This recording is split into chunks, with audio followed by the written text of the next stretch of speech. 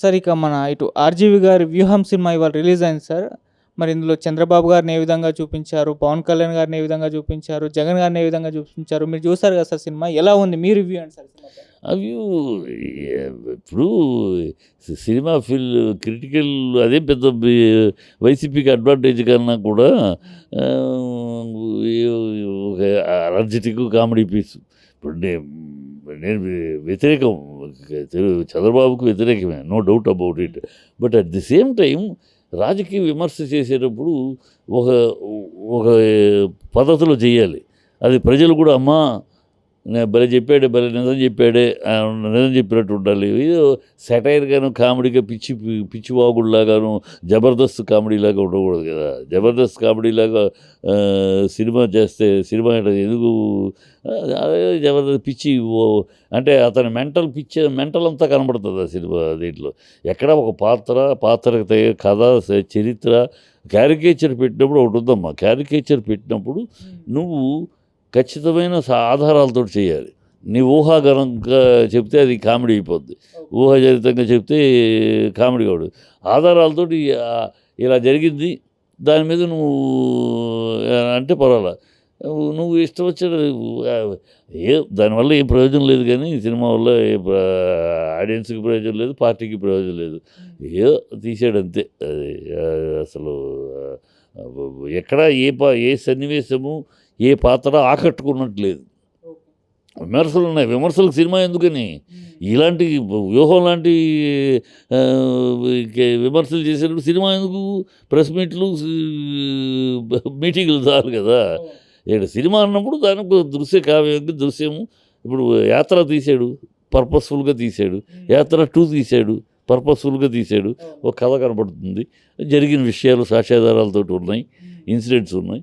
So ఆయన యొక్క వైఎస్ఆర్ గారి ఔన్నత్యము, జగన్ పోరాటము, వాస్తవాలు ఇవన్నీ ప్రజలు చూసింది.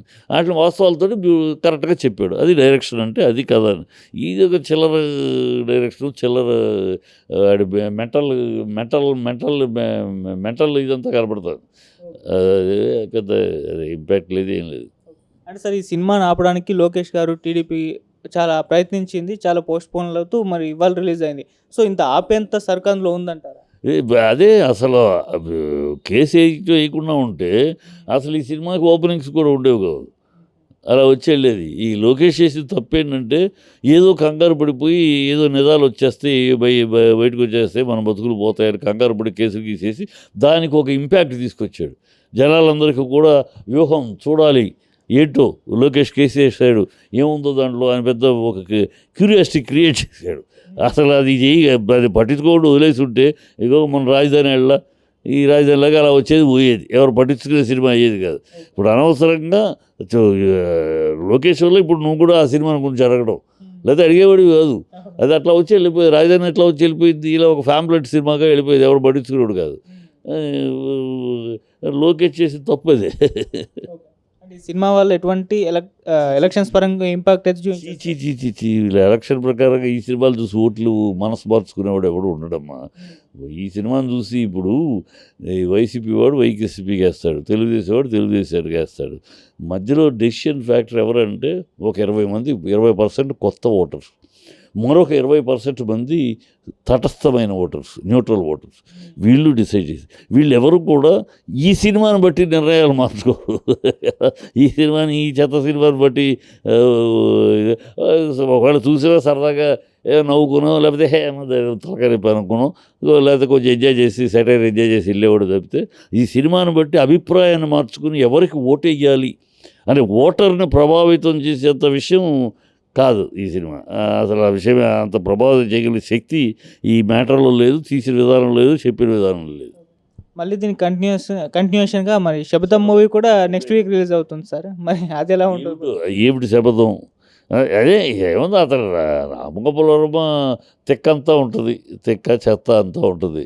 అది ఒక సినిమాగా అతనేది పొలిటికల్ సినిమా ఏది ఒక లక్ష్మీస్ ఎన్టీఆర్ తప్పితే కాస్త అది కాస్త ఒరిజినల్ విషయాలతోటి కాస్త ధైర్యంగా చెప్పాడు. మిగతా అన్నీ అతను తీసి చేయి కూడా రంగా సినిమా అన్నీ ఏమి ఇంపాక్ట్ ఉండగలిగింది, గాలి సోదిలాగా అనిపిస్తుంది. సార్ పవన్ కళ్యాణ్ గారిని ఏమన్నా కామెడీ లాగా చూపించారా సార్? అది చాలామంది అవును. కామెడీనే ఇప్పుడు పవన్ కళ్యాణ్ కామెడీగానే ఉన్నాడు కదా! కామెడీ పీసే కదా! ఇప్పుడు కేఏ పాల్‌కి అన్నయ్యలాగా ఉన్నాడు ఆంధ్రదేశ్‌లో. ఏ ఏం మాట్లాడుతున్నాడో, ఎందుకు మాట్లాడుతున్నాడో ఇప్పుడు ఆయన అనేసాడు కదా! హరిరామ్ జోగి గారు అనేసరికి అంటే ఒక నాయకుడికి అది పవన్ కళ్యాణ్ అయినా, ఇంకొకళ్ళైనా ఒక నాయకుడికి ప్రజల్లో ఒక స్థిరమైన నాయకుడి మీద అభిప్రాయం ఏర్పడాలి. ఈ నాయకుడు, ఈ పార్టీ సిద్ధాంతం, ఈ పార్టీ నాయకుడు ఒక మాట అంటే ఆ మాట కట్టుబడి ఉంటాడు. ఆ మాట కోసం 6, 100 నిలబడతాడు, పోరాడతాడు. తన సిద్ధాంతం ఇది అని ప్రజల్లో ఒక అభిప్రాయం కల్పించాలి. నిలకడగలిగిన మనిషి అని చెప్పి. ఈ విషయంలో అలా ప్రజలకు నమ్మకం కలిగించడంలో కానీ ప్రజలకు ఇది మీద ఒక గౌరవమైన రాజకీయ నాయకుడు, ఒక పార్టీ వ్యవస్థాపకుడు, ప్రజానాయకుడు అన్న ఇమేజ్ కల్పించడానికి ఇతని బిహేవియర్ టోటల్గా రివర్స్లో ఉంది.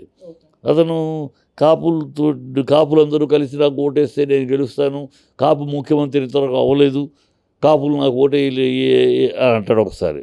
ఇంకోసారి ఏమో నేను రాజకీయాలు కాపులు మాట్లాడిన కుల రాజకీయాలు చేయను అంటాడు. ఒకసారి మీరందరూ 35 మంది 30 సీట్లు ఇచ్చుంటే ఈ పార్టీకి సీఎం అయ్యేవాడిని, ఇవ్వలేదు కనుక మన సీఎం అయ్యే అర్హత లేదు అని తనే అంటాడు. మళ్ళీ ఇంకోసారి నేనే సీఎం అని అంటాడు. అసలు నిలకడ లేని ఒకసారి చంద్రబాబుని, లోకేష్ని బూతులు తిడతాడు. మీరు నా తల్లిని తిట్టారు, మిమ్మల్ని అంతు చూస్తాను, మిమ్మల్ని తరిమి కొట్టేదాకా ఇద్దరు పోయిన ఆవేశంగా ఊగిపోతూ మాట్లాడతాడు. ఇంకోసారి చంద్రబాబు లాంటి గొప్పోడు లేడు అంటాడు. అసలు ఎట్లా ప్రజలు వెనకాల నేను ఎలా ఫాలో అవుతారు? నేను నిలకడలేని మనిషి ఇప్పుడు ఏం మాట్లాడతారు, రేపు మాట్లాడేది గుర్తుండదా? లేకపోతే ఎప్పటికప్పుడు ఆలోచన లేకుండా ఆవేశంగా వాగేసే బాపత. ఇప్పుడు అతను ఏదో ఆవేశంగా వాగేసి తొక్కుతాను పూడుస్తానంటే ఏ భాష నవ్వుకుంటున్నారు. రాజకీయాలు తొక్కటాలు పూడ్చటాలు ఉండవు, ఓడటాలు గెలవటాలు ఉంటాయి. తొక్కుతూ ఏం తొక్కుతావు అని నువ్వేమిటి అని అంటావు సీఎంని. నువ్వేంటి, నువ్వు 2 సీట్లు ఓడిపోయినాడు, అతను 50 సీట్లో గెలిచినాడు. అతనితో నీ స్థాయి ఏంటి అని అడుగుతావు. నీ స్థాయి ఏంటి? మాట్లాడేటప్పుడు విచక్షణతోడుగా ప్రజల్ని ఆకర్షించి ప్రజల్ని పెంచి, ఇదిగో నా ఆవేశం కాదు, నేను ఆవేశంగా మాట్లాడుతూ ఇదిగో నేను వస్తే ఇది చేయగలను, చేస్తాను అని చెప్పమను. అది చెప్పడం ఎంతసేపు? బట్టలు ఉడదీస్తా, నిక్కర్లు ఉడదీస్తా, కడ్రాయితో కూర్చోబెడతా, మోకాళ్ళ మీద నడిపిస్తా. ఎందుకని నీకు ఓటేయాలి? ప్రజలు ఎందుకు ఓటేయాలా? ఈ అరాచకం నువ్వు చేయటానిక? పిచ్చి మాట్లాడేటప్పుడు కానీ రాజకీయ నాయకతను is a total disasters political leader. Party నాయకుడిగా కానీ, రాజకీయవేత్తగా కానీ, ప్రజానాయకుడిగా కానీ ఈజ్ డిజాస్టర్ ఫెయిల్యూర్. ఇక ఈ సినిమా అయిన తర్వాత, ఎలక్షన్స్ అయిన తర్వాత ఆయన హ్యాపీగా సినిమాలు మానుకుని రాజకీయాలు మానుకొని సినిమాలు చేసుకుంటే బెటర్. సినిమాగా ఓకే, సినిమా హీరోగా నేను కూడా అభిమానిస్తాను. చాలా న్యాచురల్ హీరోగా జమ్మని ఉంటుంది. మన ఇంటి పక్కన మన ఇంటి మనిషి అన్నట్టు ఉంటాడు, ఫ్యామిలీగా ఉంటాడు, పర్ఫార్మెన్స్ చాలా ఈజీగా ఉంటుంది. హీరోగా నా కూడా పొలిటీషియన్గా ఈజ్ అ డిజాస్టర్స్. అసలు ఈ పనికి రాడు. అందుకని ఈ సినిమా తర్వాత ఈ ఎలక్షన్స్ అయిపోయినాక ఆయన శుభ్రంగా రాజకీయాలకు దండం పెట్టి తన సినిమాలు తను చేసుకుంటే కాస్త ఆ సినిమాలు సక్సెస్ఫుల్ వాటి మీద ఉంటాయి. వీటి వల్ల పోతే అది కూడా పోతుంది. అది